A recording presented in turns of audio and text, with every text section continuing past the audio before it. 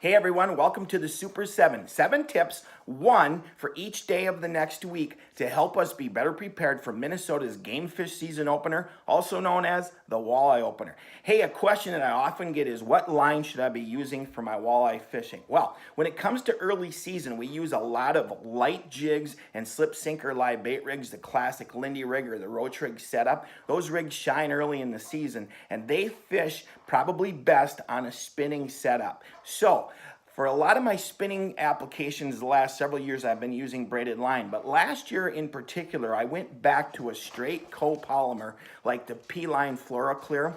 And the copolymers that I went back to, the reason I did that is because a copolymer has more stretch than a braided line.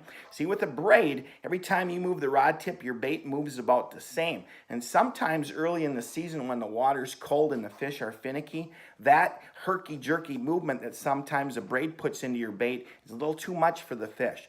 So I went back to the copolymers for a bit more stretch. The bait has a more subtle, slower, more natural action, and I think that helps me get bit more early in the season. I use 6-pound on my spinning rods and reels for most of my jigging and my rigging, and I like the P-Line FluoroClear because as a copolymer it handles well on a spinning reel, but it's fluorocarbon coated, so it gives me some of those low vis properties that I'm liking as well for clear water early in the season. So jigging and rigging, 6-pound copolymer, the P-Line FluoroClear is my choice. Tomorrow, we're gonna start taking a look at some of the factors that I'm gonna consider as we get closer to Saturday and what lake I'm gonna be fishing. So stay with us. Tomorrow, it's day 2 of the Super 7. 7 tips to help you be better prepared for the walleye opener.